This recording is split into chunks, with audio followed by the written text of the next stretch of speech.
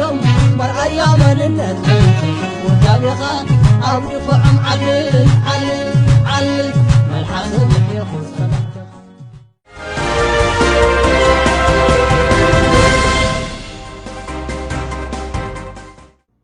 ሰበር ዜና ጅግና ሰራዊት ትግራይ ኣብ ቆላ ተንቤን ደሚቕ ዓወት ብምሕፋስ ልዕሊ 2600 ወተሃደራት ጸላኢ ከም ዝደምሰሱ ወተሃደራዊ ወሃብ ቃል ሰራዊት ትግራይ ተጋድላይ ገብረ ጻድቃን ገሊጾም ካብ 25 ክሳብ 27 ሚያዝያ 2013 ዓ.ም ኣብ ሞንጎ ሸውዓተ ሕጉምን የጭላን ከም እውን ኣብ ሞንጎ የጭናል ፊናርዋን ንተኸታተልቲ 3 መዓልትታት ኣብ ዝተኻየደ ውግእ በአሽሓት ዝቁጸሩ ዕሱብ ባዕዳዊ ወራር ሰራዊት ውልቀ መላኽ ኢሳያስ አፈወርቅን ሰራዊት ፋሽስቲ አብይ አሕመድን በጅግና ሰራዊት ትግራይ ተደምሲሶም ወታደራዊ ወሃብ ቃል ሰራዊት ትግራይ ከም ዝሓበርዎም እቲ ካብ 25 ክሳብ 27 ሚያዝያ 2013 ዓ.ም ኣብ ዝተኻየደ ጽዑቕ ውግእ ጅግና ሰራዊት ትግራይ ብዘካይዶ በርቃዊ መጥቃዕቲ 188 ዕሱብ ባዕዳዊ ወራር ሰራዊት ውልቀ መላኽ ኢሳያስ አፈወርቅን ሰራዊት ፋሽስቲ አብይ አሕመድን እንትሞቱም 1517 ድማ ቆሲሎም ብድምር 2605 ሙሉእ ብሙሉእ ካብ ጥቕሚ ወጻኢ ከም ዝኾኑ ተሓቢሩሎም ብተወሳኺ ብርክት ዝበለ ኣጽዋራትን ወተሃደራዊ ናውትን እንትማረኽ እቶም ካብ ሞትን መቕሰልትን ዘምለጡ ዕሱባት ወተሃደራት ጸላእ ድማ ከም ደቂ ዛግራ ፋሕ ጭንግራ ሒሎም ሃዲሞም እዮም ናብቲ ካልኣይ ድሙቕ ዜና ዓወት ክንሰግር ጅግና ሰራዊት ትግራይ ብዕለት 29 ሚያዝያ 2013 ዓ.ም ከምቲ ልሙድ ህዝብና ከበሳብሱ ከሓርዱን ከጭፍጭፉን ካብ ወርቃምባም ናብ ከባቢ ሓውዜንን ቆራሮን ዝተንቀሳቐሰም ካብ ውቕሮ ድማ ብመስበር ድጉም መጋብን ኣዳዓኾርን ከም እውን ካብ ሞንጎ ኣዘዝን ድጉምን ንሓገዝ ኣብ ልዕሊ ዝመፀ ጸላኢ ብዝፈጸሞ በርቃዊ መጥቃዕቲ ልዕሊ 3700 ወተሃደራት ወረርቲ ከም ዝተሓምሸሹም ወተሃደራዊ ወሃብ ቃል ሰራዊት ትግራይ ተጋድላይ ገብረ ጻድቃን ገሊጾም ኣለዉ ጅግና ሰራዊት ትግራይ ካብ ወርቃምባ ናብ ሓውዜን ኣብ ዝወስድ ቆራሮ ኣብ ዝተባሃለ ጣብያ ኣብ ልዕሊ መበል 25-27 እግረኛ ክፍላተ ሰራዊትን መበል 46-47 ሜካናይዝድ ክፍላተ ሰራዊት ዕሱብ ባዕዳዊ ወራሪ ሰራዊት ውልቀ መላኽ ኢሳያስ አፈወርቅን ከም እውን መበል 13-23-31 ክፍላተ ሰራዊት ፋሽስቲ አብይ አሕመድን ብዘውረዶ በርቃዊ መጥቃዕቲ 858 ትሞቱም 892 ድማ ቁስላት ከም ዝኾኑ እቶም ወሃብ ቃል ሓቢሮም እዮም ነዚ ሓይል እዚ ክሕግዙ ብውቕሮ ዝመፁ ወተሃደራት ዕሱብ ባዕዳዊ ወራሪ ሰራዊት ውልቀ መላኽ ኢሳያስ አፈወርቅን ፋሽስቲ አብይ አሕመድን ድማ ኣብ ሞንጎ ኣዘዝን መጋብን ብጅግና ሰራዊት ትግራይ ብዝወረዶ በርቃዊ መጥቃዕቲ 500 ትሞቱም 605 ድማ ቁስላት ኮይኖም እዮም ከም እውን ብርክት ዝበለ ወተሃደራዊ ናውቲ እውን ተማሪኹ እዩ ብሳልሳይ ኣንፈት ካብ ውቕሮን ኣጉላዕን ዝተንቀሳቐሱ መበል 33-20 ክፍላተ ሰራዊት ፋሽስቲ አብይ አሕመድ ድማ ኣብ ከባቢ ዓዳዓኾርን ድጉሙን ብመስተንክራዊ ስርሒት ጅግና ሰራዊትና ተዳዒኾም 538 ትሞቱም 316 ቁስላት ኮይኖም 34 ድማ ተማሪኾም እቶም ዝተረፉ ጭርኦም ደጊሎም ከም ዝሃደሙ ተፈሊጹሎም ኣብዚ ውግእ 3 ሞርታር 1 ድሽቃ 14 ብሬን 29 እስቃጥላ ጥይትን ከም እውን ብርክት ዝበለ ክላሽን ስናይፐር ሬድዮ ርክብን ዝተፈላለዩ ወተሃደራዊ ናውትን ከም ዝተማረኹ እቶም ወሃብ ቃል ሓቢሮም እዮም እዚ ካብ ቆራሮ ጀሚሩ ክሳብ መጋብን ድጉምን ኣብ ዝሸፈነ ኩናት ሰራዊት ክልቲኦም ዕሱባት ወረርቲ ከቢድ ክሳራ ከም ዝተጎልበሙን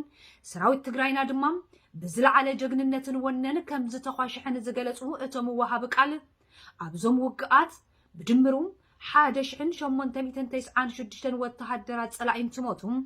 1813 ከም ዝቆሰሉን 34 ድማ ከም ዝተማረኹን ብሓፈሻም 3709 ሰብኣዊ ክሳራ ከም ዝወረዶምን ገሊጾም እዮም ኣብዚ ካብ 25 ክሳብ 29 ሚያዝያ 2013 ዓ.ም ኣብቶም ቅድም ኢሎም ዝተጠቐሱ ግንባራት ዝተኻይዱ ውግኣት ጸላኢ ክንዲ ዝጻዕረን ተጻዕረም حجازي كفلات سراويتن قعقل تأمون انت وافرم هزباوي علامة زتحنقت جقنا سراويت تقراينا قنام نزيش شاوراري بمدقوع شدش تشحن سالستميتن عاستر تربعتن موتن قوسلن بمقبار نملأ سراويتنان نهزبنان كم أون نفتوتنان الزخرعم نسأل أدمه رأسو زدننن مورالو زودقن مستنكراون أنت أبارقن عوت كم زحافسم وتهدراوي وهابك على سراوي تقراي تقارلاي قبرة أركان قليتهم زخبركم تملكتنا نحنا ون بشم دمس ويانا تقراي بزي جقنا سراوي تقراينا دقاقيمو زمزقبو زلو مستنكراون برقاون عوتات انقواع دسبلكم دسبلنا كنبل نفتوم حلواتنا دحننتنا نبقل تسمنا تقراي تسعر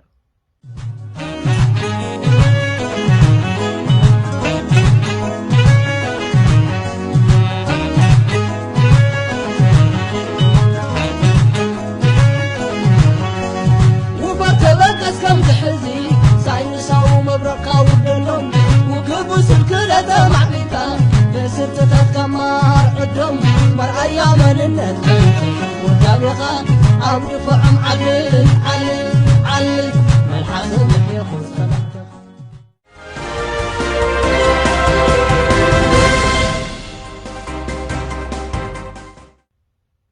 سلام تعنا باللي زخبركم تملكتي تلفزيون دمت ويانا تقراي حزبون دقيمة جقنا سراوي تقراينا بزمزقبو زلو مستنكراوي عوتات انقواع دسبلنا نابلكو نلومي نابزدالنا لكم زيناتات كسكر بصوا قدوس ابن ماتياس مس امباسادر امريكا كمز تزراربو تحبيرو لهم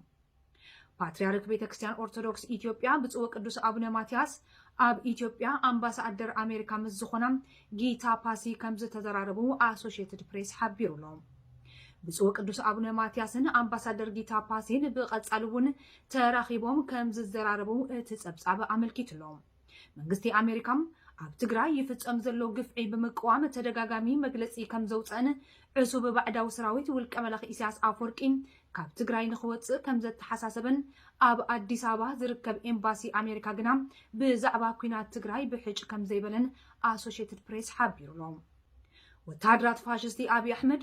ዕሱብ ባዕዳዊ ሰራዊት ውልቀ መላኽ ኢሳያስ ኣፈወርቅን ተስፋሕፋሕቲ ሓይልታት ተምክሕቲ ኣምሓራን ኣብ ትግራይ መዳርግቲ ዘይብሉ ጨፍጫፍን ግፍዕን ከም ዝፈጸሙን አቡነ ማቲያስ ድማ ነዚ በመቋም አብዝቅነ መግለጺ ከም ዘውጹን እቲ ዜና ገሊጹሎ በኻል ወገን ብጽወ ቅዱስ አቡነ ማቲያስ ኣብ ልዕሊ ህዝቢ ትግራይ ይወርድ ዘሎ ግፍዕን ምጽናት ዓሌትን በመቋም ዝሕለፍዎ መልእኽቲ ንዓይ ኣይውክለንን ክብል ቅዱስ ሲኖዶስ ቤተክርስቲያን ኦርቶዶክስ ኢትዮጵያ ገሊጹሎ አቡነ ማቲያስ ከም መጠን ሓደ ሐቀኛ መራሒ ሃይማኖት ነቲ ኣብ መከራ ዘሎ ህዝቢ ብምውጋን መልእኽቲ ሰላም ምሕላፎም ህዝቢ ኢትዮጵያን ማሕበረሰብ ዓለምን ኣብ ዝደገፈሉ እዋን ቅዱስ ሲኖዶስ ግና ነዚ ዝጻረር መግለጺ ምውጽኡ ቤተ ክርስቲያን ኦርቶዶክስ ኢትዮጵያ መሳርሒ ኩናት ፋሽስቲ ኣብይ ኣሕመድ ምዃና ከም ዘመልክትን ቅድሚ ሕዚ እውን ፋሽስቲ ኣብይ ኣብ ልዕሊ ህዝቢ ትግራይ ኩናትን ትእወጅ ኣብ ጎኒ መከላከያ ሰራዊት ጠጠው ክብል እየ ብምባል ብግልጺ ንምጽናት ህዝቢ ትግራይ ከም ዝደገፈን ብምግላጽ ብዙሓት ነታ ቤተ ክርስቲያን እናነቐፉ ይርከቡ ኣብዚ ዙርያ ዘዘራረብናዮም መጋቤ ብርሃናት ኣባ ብእደ ማርያም ገብሩ እዚ ስዕብ ኢሎምን ኣለዉ ኣብዚ ሕዚ እዋን ሲኖዶስ ኣሎ ወይም የለም ኢልካ ንምዝራብ ዘሽግር ዝኸውን ምክንያቱ እቲ ሲኖዶስ ናካየዶ ዝጸንሐንና እቲ ሕይን ሪኦ ዘለና ንሱ ክዛመድ ስለ ዘይኽእል ሕዚ ናይ ብፁዕ ወቅዱስ አቦና ቃል ወይም ደግሞ መግለጺ እዋናዊ አድላይ ስለዝኾነ በተቃራን ደግሞ ንሳቶም ነትነሃቶም ዝገበርዎ ቃለ ምልልስ ተቃወምቲ ስለዝኾኑ ንምንታይ ካብ መጀመርያ ጀሚሩ ትግራይ ንኽሃንጽ ንኽወዳእ ንኽመውት ምስ ወታደራት ምስ መንግስትን ሰልፍ ገይሮም ስለዝነበሩ ካልኣይ ንትግራይ ሞት ድግስ ዝደገስሉ ስለዘለዎም ንዕኡ ስለዘፍርሰሎም ጥራይ እዩ እምበር እቲ ናይ አቦና ቃል ወቅታዊውን ሓላፍነቶም ዝተዋጽኡሉ ናይ እውነት አባት ምዃኖም ዘመስከሩሉ ቃላት እዩ ንሳቶም እዚ ኣይደልዮን ምክንያቱም እንካፍቱ ሕጊ ቤተ ክርስቲያን ንሲኖዶስ ክውክል ተባሂሉ ዝተቐመጠ ቃላት ወፃእ ስለ ዝሰርሑ ኣብዚ እዋን ሲኖዶስ ስሙ ይዘለምበር ግብሩ ሙሉ በሙሉ ተቀይሮሎ ከምቱ ናይ ኢትዮጵያ መንግስቲ ኣብ ልዕልና ኣለኹና በለ ብልጽግና ዝብር ንሳተውን ብመንፈሳዊ እንታይ ኮነ ብስጋዊ ስለ ዝበልጸጉ ንዑና ረአዩ ስለ ዝጓዓዙ ነቱ ናይ አቦና ቃል እንትነቀፍዎ ብዙሕ ዘግርም አይኮነን ንሕና ኣብዚ ክንሪኦ ዘለና በተለይ ተወለድቲ ትግራይ ህዝቢ ትግራይ ከምኡን ፈተውቲ ትግራይ ከመይ ጌርና ኢና ትግራይና ክንሃንጽ ክርስትናና ክንሕሉ ዝብል ኢና ክንርኢ ዘለና እምበር ናይ ግል ጳጳሳት ወላ ናይ ሲኖዶስ ንዓና ኣብዚ ሕዚ ግዜ ክገብረልና ዝኽእል ክፍይደና ዝኽእል ነገር ስለዘየለ ብዙሑን ከጭንቀና ይግባእ ኢለ ኣይሓስብን ስለዚ ኩላህና በብኽእለትና በብፍልጦና ንዓድናን ንህዝብናን ንእምነትናን ንቅርስታትናን ጠንኪርና ክንሰርሕ ኢድን ተተሓሒዝና ስለ ትግራይና ክንሓስብ ይዘድል እምበር ሲኖዶስማ ተስፋታውን ንቆርፀሉ እኮ ብዙሕ ወርሓታት እሕሊፉ እዩ ናይ ሲኖዶስ ኣባል ኮይኑ ሓደቦ ህዝበይ ከይመውት ቅርሰይ ከይፈርስ ኣብያተ ክርስቲያናት ከይንከዓ ምባል እንትህልዎ ስንቅን ዕጥቅን ሂቡ ምስ ወታደር ተሰሊፈው ጎንኸ እዮም ትብል ተሎ ሽዑ ሲኖዶስ ከምዝየለ بملء نحنا آمنا له صنيحناس نونا بعتنا هلونا نمستخخال أبلع على تحت نركب مالتينا أنا بزملك زي أزريو ناب خلقوت زيناتاتنا كنسجر حزب تجراي أبتو مزحلفون نايت الماتنا عصبان أوارح فاشستاويان حيلتات بزفتسمو مزن ألبو قفعي كي تسوكنم حالواتو سلزرقاقتم اتوم وررتين حزد ما نتزر إناي متنات تكبارهم حوحات آشباريتيا بزبل عبارة مخنيات عبرتعهم كقطلولو كمز تدالو فورم بهراويان ودوات تجراي حبيرهم اللو عبالات فورم بهراويان ودوات تجراي زخونو بهراوي بايتو عباي تجراي ودبنات انت تجراي سالساي ويان تجراين ابزقنه ابزوطو حبراو مغلصي حوحات زملكت ጉዳይ ከም ውድብ ፖለቲካ ነቲ ውድብ ከም ዝምልከት ድሕር ምግላጽ እቶም ወረርቲ ሓይልታት ህወሓት አሸባሪትያ በመባል መውሳኖም ግናም ንኹሉ ትግራዋይ ከም ዝምልከት አረዲኦም ኣለዎም እቲ ህወሓት አሸባሪትያ ዝብል ውሳንም ንውድብ ህወሓት ጥራሕ ዝምልከት ከይኮነስ ከምቲ ብሽም ሕግ ምኽባር ማእለያ ዘይብሉ ግፍዒ ኣብ ልዕሊ ህዝቢ ትግራይ ዝተፈጸመም ህዝቡን بشمزا الشباريت زبلوا زلوا حوحتن بتي ناي حق مخبار زبلوا وفرن بملؤنت كعوتو زي كالو نايزر مصنات حلمهم بزتت اناخر مقدن حقاوي دقاف بمحابن نخعوتو ابلع لحزبنا زدقسوا كال اي ناي دم دقس سلازقنم يملكتنا طرح زي كونس ناتنا غدايو إلنا إنا نأمن بمبال ابالات اتفورم حابيرهم اللو تي حوحات الشباريتيا زبل وسانم مس حوحات ناي تكبار ويدما ناي حساب من مسسال اللو بزبل عبارة مخنيات زدليو تقراواي والكسبن تكالن اب زدليو قزم زدليو كقبرو ويدما مزي ودبزي ناي تاريخن التحساسبان ركب يخونو بوليتيكاوي زنبال زلو سب كلهم كهادنون كتفون زخلهم وسان ايو بمبال اتفورم افليت اللو بتوسخيم እቲ ኣዋጅ ኣብ ልዕሊ ልሂቃንን ፖለቲካዊ ኢኮኖሚያዊ ማሕበራዊ ባህላውን ታሪኻውን ትካላት ትግራይ ዘነጻጽርን ኣካል እቲ ብመንግስቲ ኤርትራ ኣብ ልዕሊ ህዝቢ ትግራይ ዝተሓቀነ ከይዲ ፖለቲካዊ ሕጽቦ እዩ ኢሉ እቲ ፎረም ከም ዝኣምን ብምግላጽ ነቲ ንሕወሓት ብኣሸባሪነት ዝበየነ ኣዋጅ ከም ዘይቅበሉን ኣትሪሩ ከም ዝነጸጎን ኣፍሊጡሎም ከምኡውን ኣብ ውሽጥን ደገን ዘሎ ትግራዋይ ነቲ ኣዋጅ በትሪ በመቃወም ካብቲ ተደጊስሉ ዘሎ ናይ ህልቂት ድግስ ንኽናገፍን ቃልሱ ዝያዳ ንክሕይልን ኣባላት ፎረም ብሄራውያን ውድባት ትግራይ ገሊጾም ኣለዉ ወሪስባና ወበረወስባና ወረቻ ዘይስከሎ ዶሙቕ ታሪኽና ወድሙቕ ሕብረና ዘይሓስብ በጸሎሎ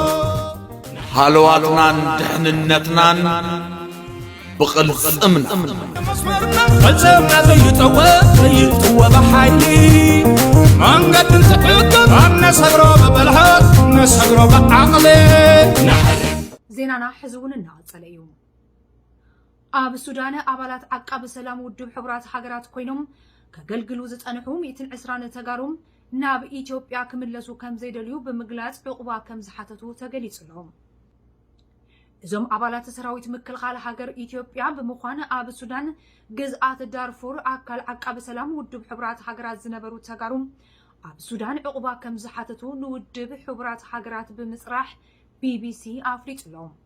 ውድብ ሕብራት ሃገራት ኣብ ዳርፉር ዝነበሮም ልእኽቶ ዝዛዘሙ 120 ዓቀብቲ ሰላም ኣብ ሱዳን ዕቁባ ሓቲቶም እዮም እዚ ድማ ምስቲ ኣብ ትግራይ ዘሎ ግርጭት ዝተኣሳሰረ ከይኮነ ኣይተርፍን ኢሉሎም